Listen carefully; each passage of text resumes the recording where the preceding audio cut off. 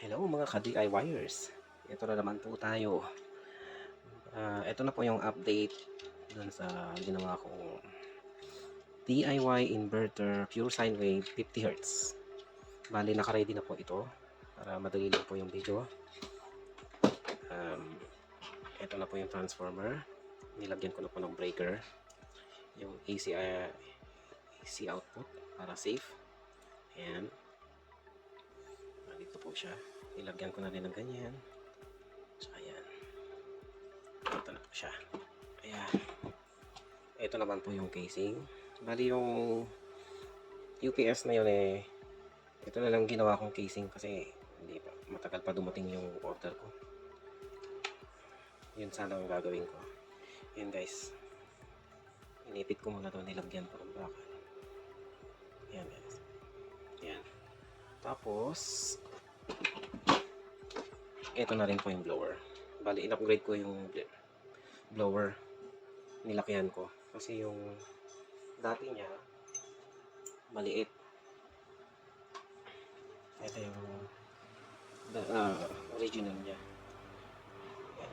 Nilalakihan ko. Ito galing sa CPU. Ayan guys.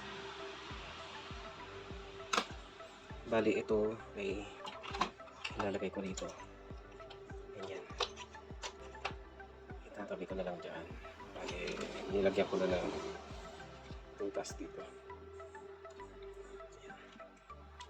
Ayan.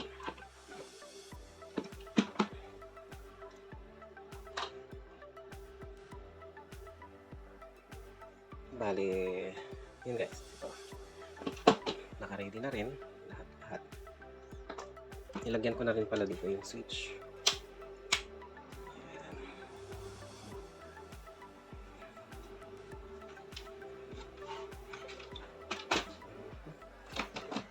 Tapos ito guys, bali nabibili din ko sa Lazada. Nilagyan ko na rin ng yan. Tsaka yan. Bali balak ko dito guys, lagyan ko pa rin ng circuit breaker. Ngayon, ginagamit ko na kasi yung dating circuit breaker niya, kaya hindi ko na nailagay. Ito ay for testing ulit. Para magandang tignan. Maka-upit guys. Okay. Next. Samahan nyo na lang guys. Tignan nyo na lang gagawin ko para masundan nyo. Gusto nyo gayahin.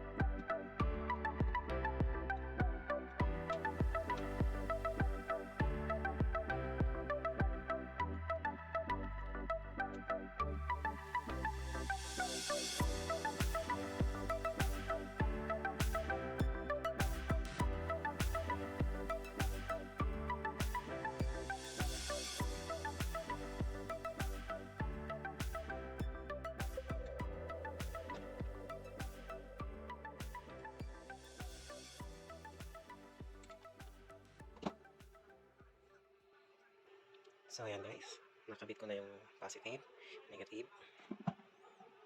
Sana masundo nyo guys.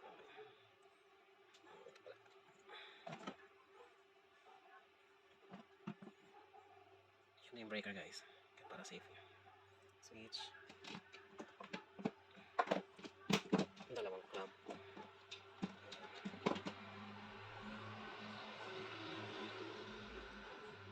Yan guys, tatakpan na natin.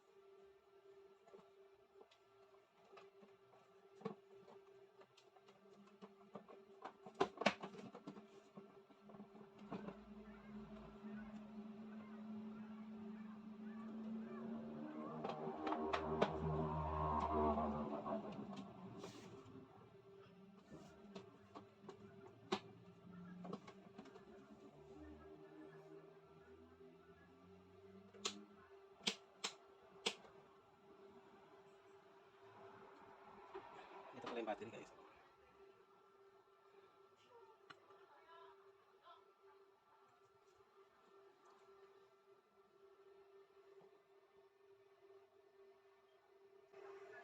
Ayan na guys, for testing na. The moment of truth. Off. Naka-off po ito. Ayan, off. Off natin. Buksan muna natin para makita yung nag-on. Ayan guys. Negative.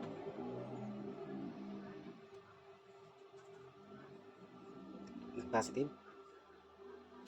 Okay. Oops. Positive. Ayan guys. On na natin. The moment of truth. Ready. 1, 2, 3. Alright. Ayan guys. Kumana na.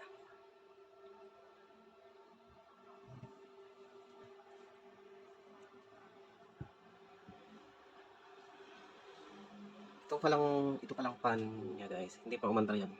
May sensor kasi itong overheat. May thermal sensor siya doon. Guys, kita niyo ba? Kita niyo. Pag na-reach niyo na yung init nito, under na ito. Guys.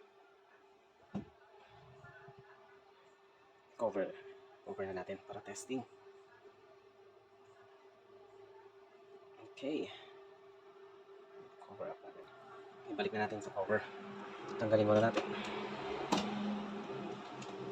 Para safe. Off.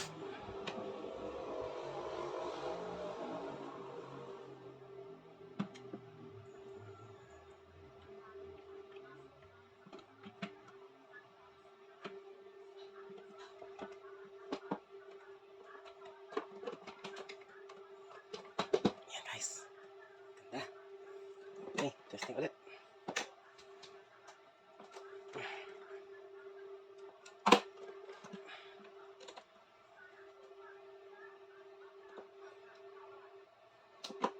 Okay. Power up. On.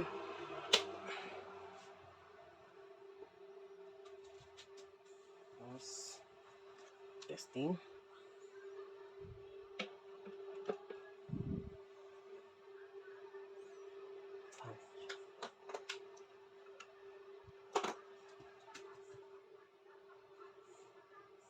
Oops. 229. 50 Hz. Saksak natin yung electric fan.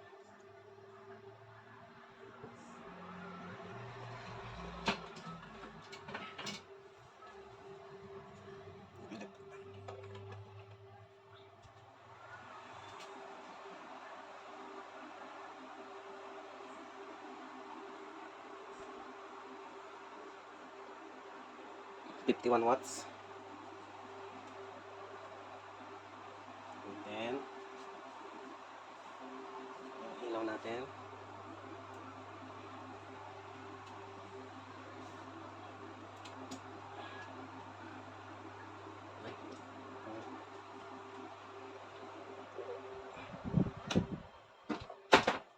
guys, gumagana.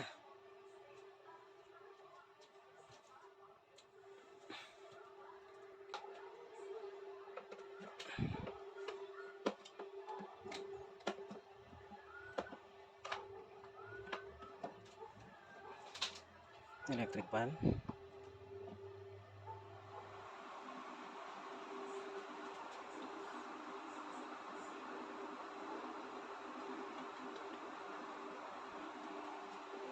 So,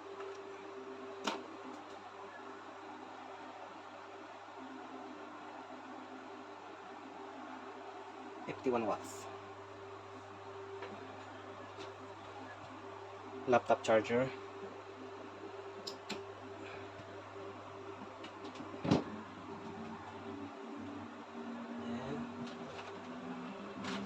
Amplifier.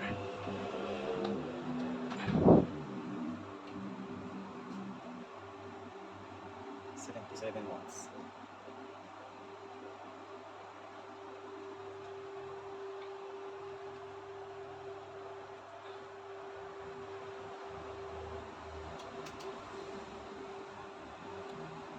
$122. Ayan guys. On na.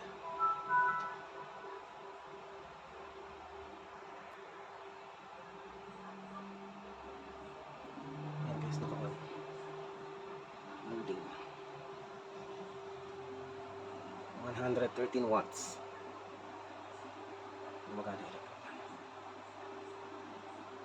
Maganda to guys pag may solar panel pa kayo. Ito guys, kayang-kaya niyang paganahin ng ano nyo. Ilaw to sa bahay nyo, buong bahay na to. Basta less than 150 watts na bulb o LED. Buong bahay mo may ilawan niya to guys. Kayang-kaya. Yan guys, naka-play na. Yan guys. Ouvre les yeux. Amplifier na yun. C'est de là que vient notre magie, grand-mère. Cette chandelle continue.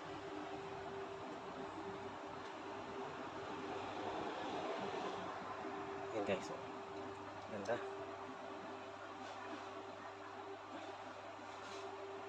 May unli kuryente na kayo yan. Mas maganda kung may solar panel kayo. Ito kasing setup ko, may solar panel kaming dalawang 150 watts. Kaya libre kuryente namin sa ilaw. Check natin.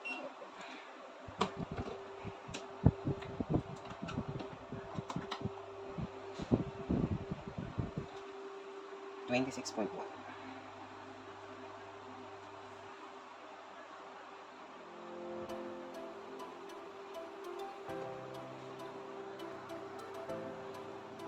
Yes.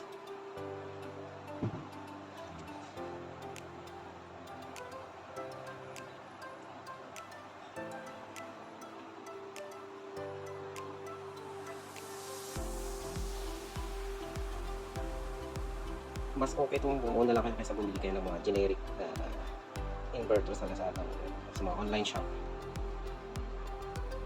Tapos ito guys, pag nabuo ito, ganda. Next na project natin guys is kung paano ko siya i-convert ng 60 Hz. Tulad ng sinabi ko yung module niya. Ito guys yung module. Gawin natin 60 Hz.